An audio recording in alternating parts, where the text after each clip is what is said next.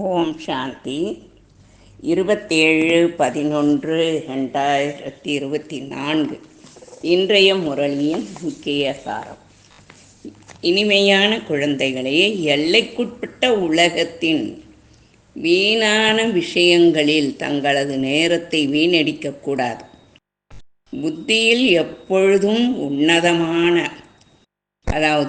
Royal சிந்தனைகள் எழுந்து கொண்டே இருக்க வேண்டும். கேள்வி: எந்த குழந்தைகளால் தந்தையின் ஒவ்வொரு உத்தரவையும் அமலுக்கு கொண்டு வர முடியும்? பதில்: யார் உள்நோக்கு முகமாக இருக்கிறார்களோ, தங்களது வெளிப்பாட்டை காண்பித்துக் கொள்வதில்லையோ மற்றும் ஆன்மீக போதையில் இருக்கிறார்களோ, அவர்களால் தான் தந்தையின் ஒவ்வொரு டைரக்ஷனையும் அமுலுக்கு கொண்டு வர முடியும். உங்களுக்கு பொய்யான அகங்காரம் ஒருபொழுதும் வரக்கூடாது.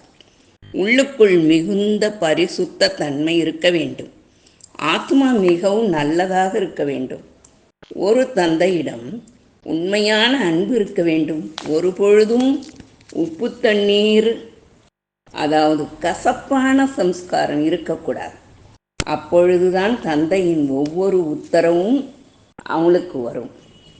ஓம் சாந்தி. குழந்தைகள் நினைவு யாத்திரையில் மட்டும் அமரவில்லை, நாம் ஸ்ரீமத் படி நமது பரிஸ்தானை ஸ்தாபனை செய்து கொண்டிருக்கிறோம் என்ற பெருமிதம் குழந்தைகளுக்கு உள்ளது. அந்த அளவிற்கு ஊக்கம், குஷி இருக்க வேண்டும். குப்பை கூளம் போன்ற அனைத்து வீணான விஷயங்களும் நீங்கி போய்விட வேண்டும். எல்லையில்லாத தந்தையை பார்த்த உடனேயே உல்லாசமான உணர்வில் வந்துவிட வேண்டும். எந்த அளவிற்கு நீங்கள் நினைவு யாத்திரையில் இருப்பீர்களோ அந்த அளவிற்கு முன்னேற்றம் வந்து கொண்டே போகும். குழந்தைகளுக்காக ஆன்மீக பல்கலைக்கழகம் இருக்க வேண்டும் என்று தந்தை கூறுகிறார். உங்களுடையதுதான் உலக ஆன்மீக பல்கலைக்கழகம். ஆக அந்த பல்கலைக்கழகம் எங்கே இருக்கிறது? குறிப்பாக பல்கலைக்கழகம் நிறுவப்படுகிறது.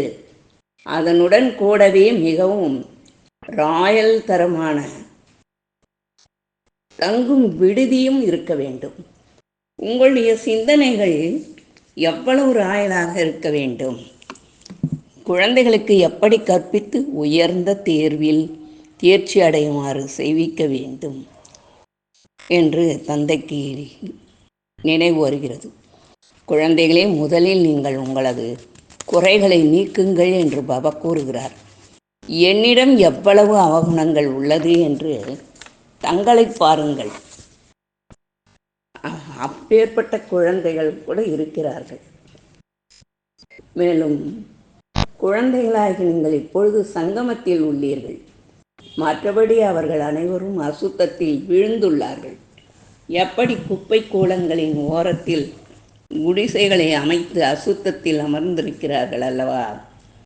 எவ்வளவு குடிசைகள் அமைக்கப்பட்டு உள்ளன.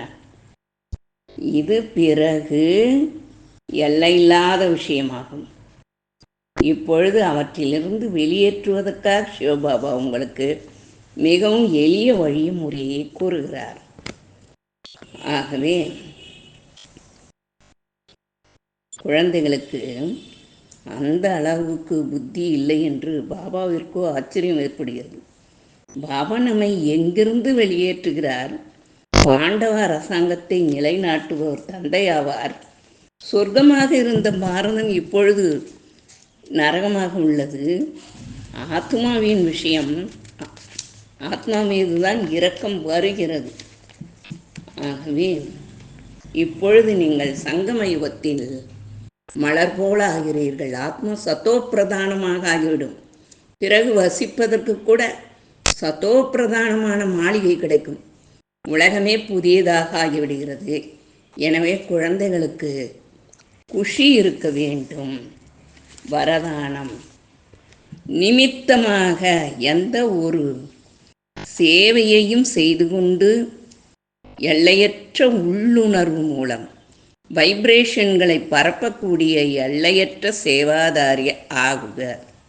ஸ்லோகன்: சிவத்தந்தையுடன் இணைந்து இருக்கக்கூடிய சிவசக்திகளின் அலங்காரம் ஞானத்தின் அஸ்திர சஸ்திரங்களாகும். ஓம் சாந்தி. ஓம் சாந்தி. இது ஆன்மீக பல்கலைக்கழகம். உலகத்தினர் பொதுவாக யூனிவர்சிட்டி என்று திறந்து கொண்டே செல்கிறார்கள்.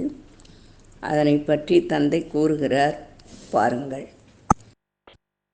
குழந்தைகளே, நாம் இப்பொழுது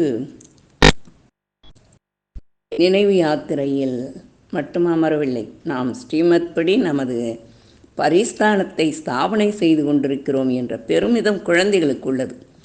அந்த அளவிற்கு ஊக்கம், குஷி இருக்க வேண்டும்.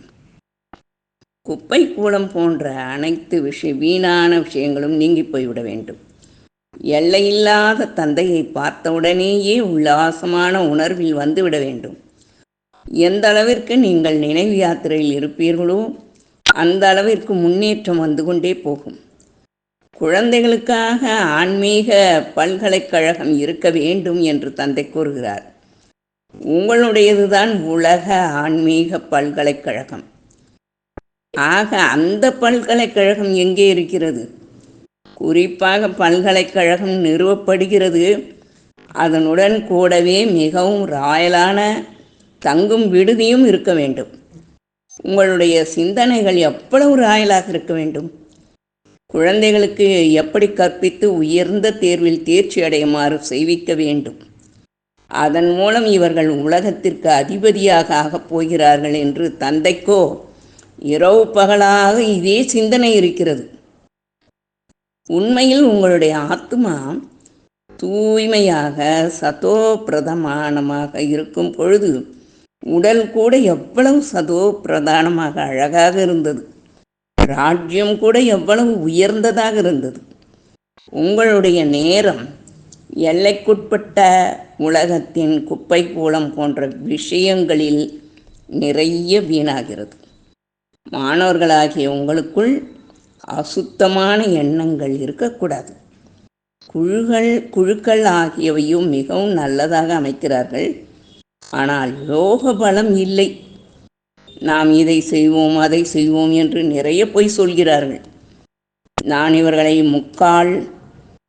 மூக்கால் காதால் பிடிப்பேன் என்று மாயை கூட கூறுகிறது. தந்தையிடம் அன்பே இல்லை, மனிதன் ஒன்று நினைக்க என்று ஒரு பாடல் கூட இருக்கிறது. எனவே மாயை கூட ஒன்றுமே செய்ய விடுவதில்லை. மாயை மிகவுமே ஏமாற்றக்கூடியதாகும். காதையே வெட்டி விடுகிறது. தந்தை குழந்தைகளை அவ்வளவு உயர்ந்தவர்களாக ஆக்குகிறார். இது செய்யுங்கள் என்று உத்தரவு கொடுக்கிறார். பாபா மிகவுமே ராயல் கம்பீரமான பெண் குழந்தைகளை அனுப்பிவிடுகிறார் சேவைக்கு. பாபா, நாங்கள் ட்ரைனிங்காக செல்லலாமா என்று ஒரு சிலர் கேட்கிறார்கள். குழந்தைகளே, முதலில் நீங்கள் உங்களது குறைகளை நீக்குங்கள் என்று பாபா கூறுகிறார். என்னிடம் எவ்வளவு அவகுணங்கள் உள்ளன என்று தங்களை பாருங்கள் என்று தந்தை கூறுகிறார். ஓம் சாந்தி. ஓம் சாந்தி. எப்பொழுது நாம் ஆன்மீக தந்தையினுடைய, அதாவது சிவபாபாவுடைய குழந்தையாக தேர்ந்தெடுக்கப்பட்டோமோ அப்போதிலிருந்து நாம் ஸ்ரீமத் படி வாழ கற்றுக்கொள்ள வேண்டும் என்று விரும்புகிறார். டைரக்ஷன் கொடுத்து கொண்டே இருக்கிறார். மேலும் கூறுகிறார், உள்ளுக்குள் மிகுந்த சுத்தம் வேண்டும். ஆத்மா மிகவும் நல்லதாக இருக்க வேண்டும். உங்களுக்கு காதல் திருமணம், லவ் மேரேஜ் ஆகியுள்ளது அல்லவா? காதல் திருமணத்தில் எவ்வளவு அன்பு இருக்கிறது. இவரோ சிவபாபாவோ கணவர்களுக்கெல்லாம் கணவர் ஆவார். அது கூட எத்தனை பேருக்கு காதல் திருமணம் ஆகிறது? ஒருவருக்கு மட்டுமே ஆகிறதா என்ன? எங்களுக்கோ சிவபாபாவுடன் நிச்சயதார்த்தம் ஆகிவிட்டது என்று எல்லோரும் கூறுகிறார்கள். நாமோ சொர்க்கத்தில் போய் அமருவோம். குஷியின் விஷயமாகும் அல்லவா? பாபா நமக்கு எவ்வளவு அலங்காரம் செய்கிறார் என்று உள்ளுக்குள் உணர்வு வர வேண்டும் அல்லவா? சிவபாபா இவர் மூலமாக அலங்காரம் செய்கிறார்.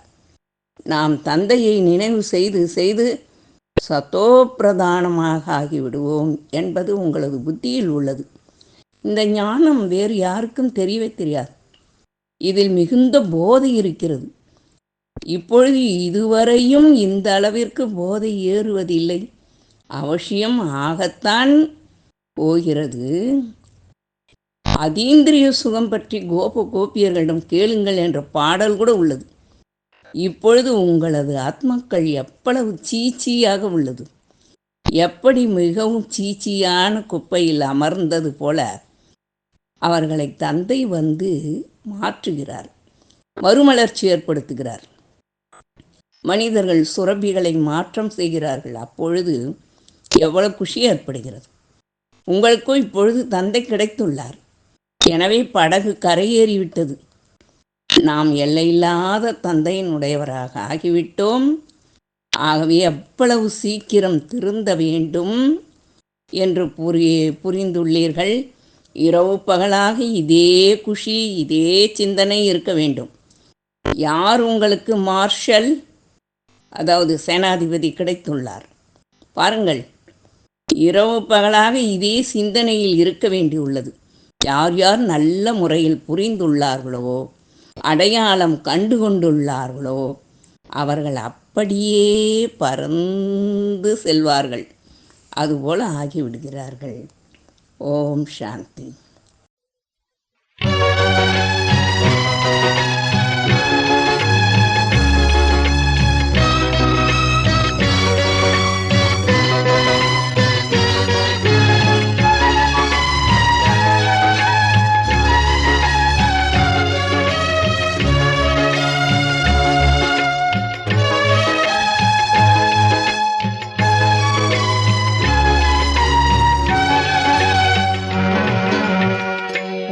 மலர் தாமரையில் ஓரளவும் மாணவனே இல்லாமல் இருப்பவனே யோகி.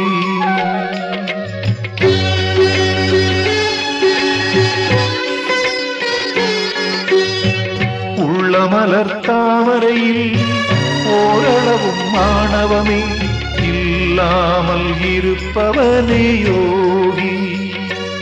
அவன் உவினை நஞ்சழித்து உலகத்தார் போற்றுகின்ற உயர் நலம் கொண்டவனாம் யோகி.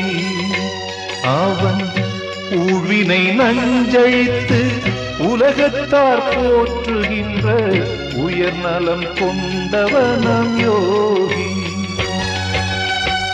உள்ள மலர் தாமரையில் ஓரளவும் மாணவமே இல்லாமல் இருப்பவனே யோகி.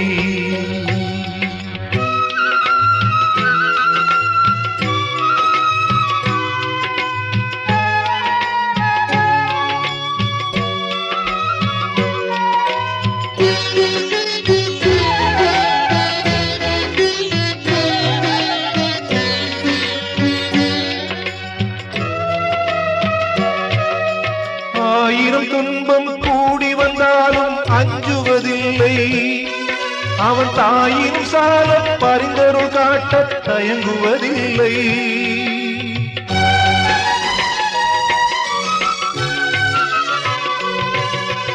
ஆயிரம் துன்பம் கூடி வந்தாலும் அஞ்சுவதில்லை. அவன் தாயின் சால பரிந்தருள் காட்ட தயங்குவதில்லை. தீயினும் தூய சிந்தைய நாளும் தேய்வதும் இல்லை. அந்த தூய்மையான கருணைய நாளும் ஓய்வதும் இல்லை. உள்ள மலர் தாமரையில் ஓரளவும் மாணவமே இல்லாமல் இருப்பவனே யோகி. உள்ள மலர் தாமரையில் ஓரளவும் மாணவமே இல்லாமல் இருப்பவனே யோகி.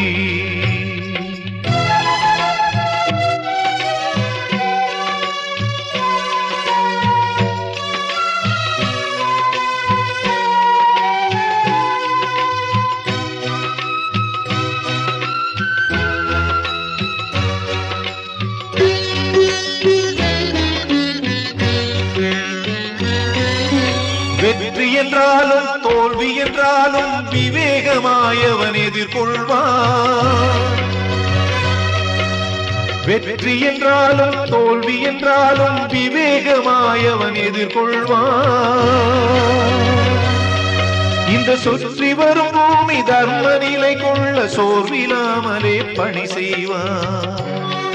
மனசோர்விலாமலே பணி செய்வான்.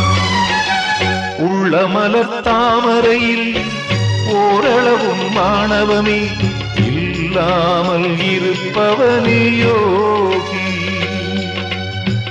உள்ள மலர் தாமரையில் ஓரளவும் மாணவமே இல்லாமல் இருப்பவனே யோகி.